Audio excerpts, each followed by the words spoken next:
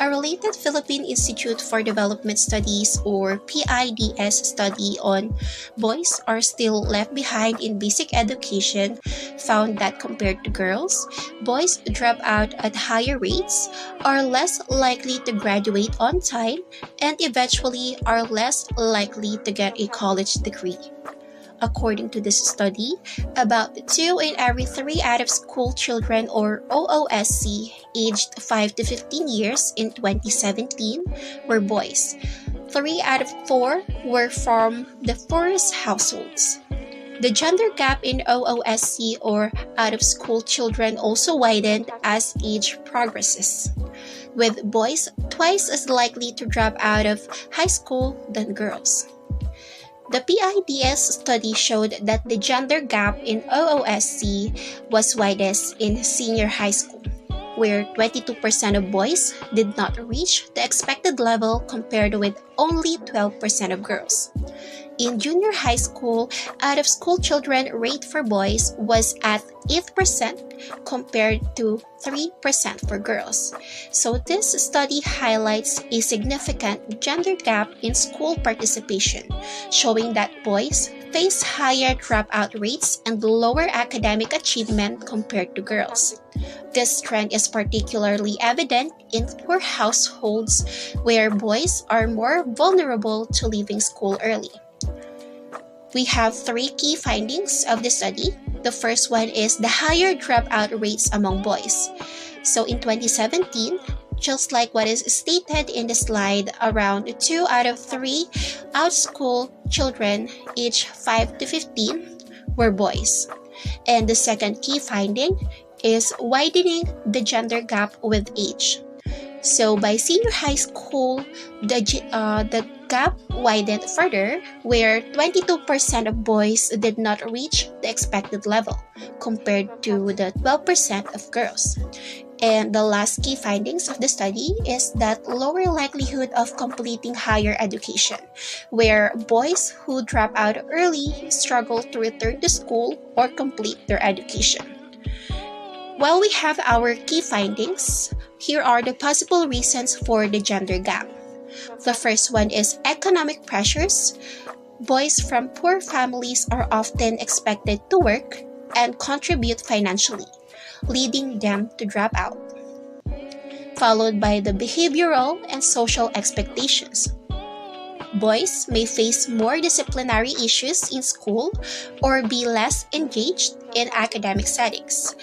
The third one is the lack of male role models in education. Fewer male teachers and mentors may impact boys' motivation and performance in school. And the last possible reason for the gender gap is the cultural perceptions. In some communities, education for boys may not be prioritized as much as immediate work opportunities. And here are the possible implications and solutions for this gender gap. The study suggests that interventions are needed to support boys in staying in school and completing their educations. So these strategies could include providing financial support to low-income families to reduce the need for boys to work, implementing mentoring programs to encourage boys to stay in school. We could also address school policies that may disproportionately affect boys, such as discipline-related suspensions. And we could also promote more engaging learning environments that cater to boys' interests and learning style. So, addressing these challenges is crucial to ensuring equal educational opportunities for both boys and girls, ultimately improving their future career prospects and social mobility.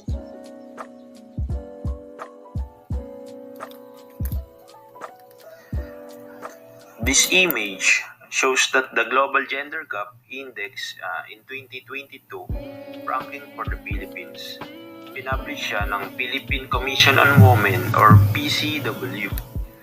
The Global Gender Gap Index, measured by the World Economic Forum or WEF, assesses gender equality across 4 areas. So the first one is economic participation and opportunity. The Philippines ranked 16 in 2022. Nag-improve from 18th in 2021, but with a slight decrease in score from 0.795 to 0.794. So this measures gender equality in employment, wages, and leadership roles in the economy. Then yung next is educational attainment. So yung country natin is nag-drop siya from 39th in 2021 to 46th in 2022.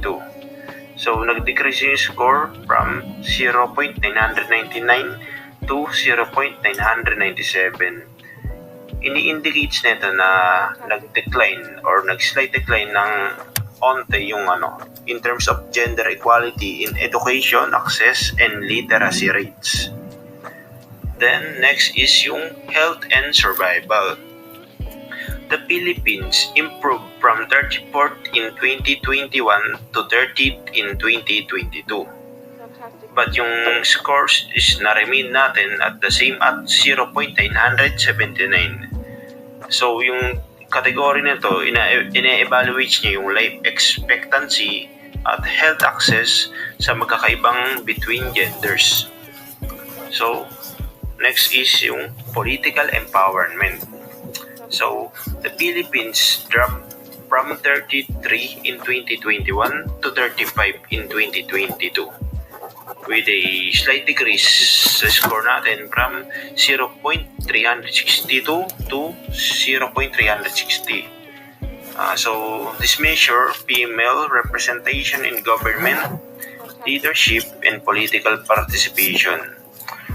So overall rank and score, yung global rank ng Pilipinas is rank 19 out of 146 countries in 2022. So nag-drop siya from 17th in 2021. So overall score, yung country natin is naka-score siya ng 0.783 in 2022. Nag-slight decrease siya from 0.784 in 2021. So it's for me and for the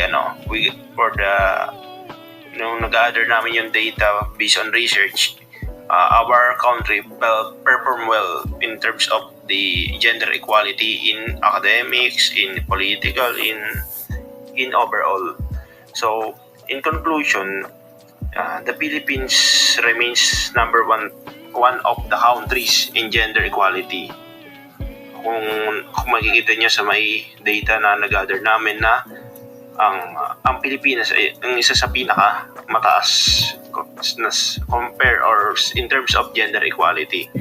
But nakita nga natin ng minor declines sa education at political empowerment. Although there are improvements in economic participation sa health, but of course challenges remain, especially sa mga sa leadership positions and wage equality. Despite sa nag-drop yung rank ng country natin, it is like as I said earlier na nag-perform tayo ng well globally compared to other nations, right? Kung papansin nyo, di ba, rank 19 tayo sa dami ng kasali na bansa. Rank 19 out of 146, di ba? It is top performer when it comes to gender equality.